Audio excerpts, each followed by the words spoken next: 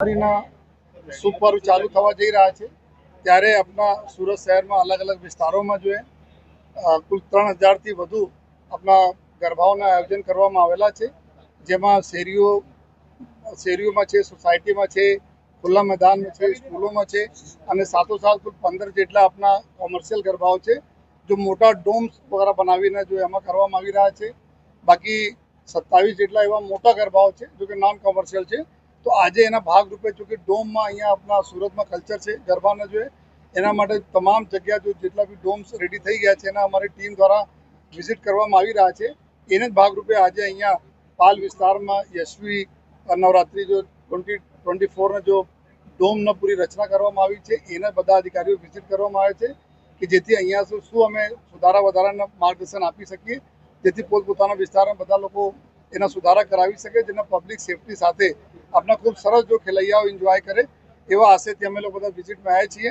અને અમુક વિસ્તારો એવું છે કે બધા ઓલમોસ્ટ એવરીડે કંઈ કે બારિશ થતી રહી છે સુરતમાં, જેના લીધે પાર્કિંગમાં બી કેવી જેવી સમસ્યાઓ આપણે એના આવી રહી છે જો અમુક ડોમમાં,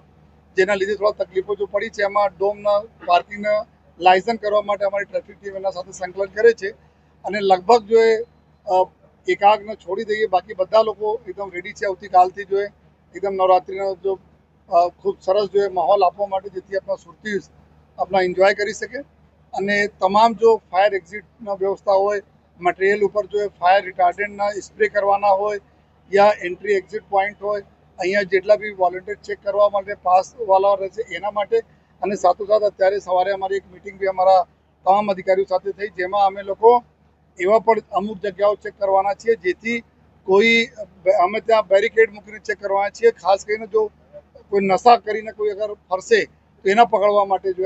તો બ્રીથ એનાલાઇઝર અને અમારી જો અલગ ડ્રગ ડિટેક્શન કિટ્સ હોય છે એના લઈને જો અમુક પોઈન્ટ ઉપર જો અમારા એસઓજીના અને સ્થાનિક પોલીસના ટીમો રહેશે જો અને ક્રાઇમ બ્રાન્ચના ટીમો પણ રહેશે, જો કે કોઈ એવા નશા ન કરીને અગર કોઈ બહાર નીકળશે તેના ઉપર કાર્યવાહી કરવા માટે. સાથોસાથ જ્યારે પબ્લિક જાય છે ગરબા કરવા માટે તો અલગ અલગ ટાઈમ ઉપર જતી હોય છે, લેકિન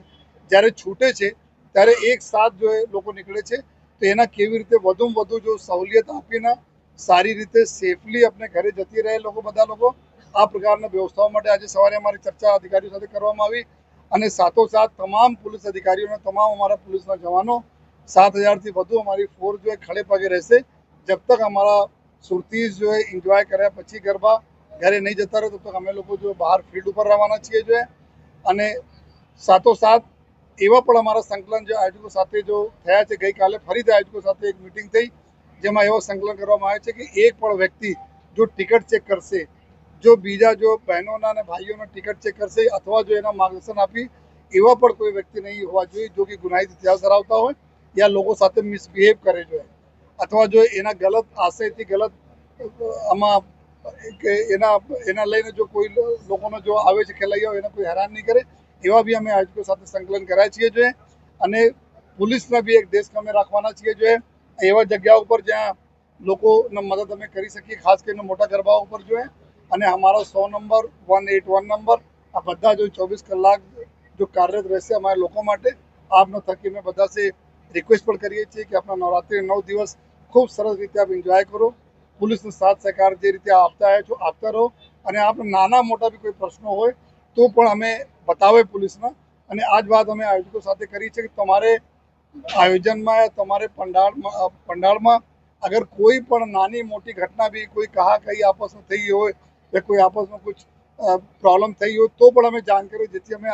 એના તાત્કાલિક એવા લોકો જો એવા તથ્યો છે જો લડાઈ ઝઘડા કરતા હોય એના તાત્કાલિક અમે લોકો એના ઉપર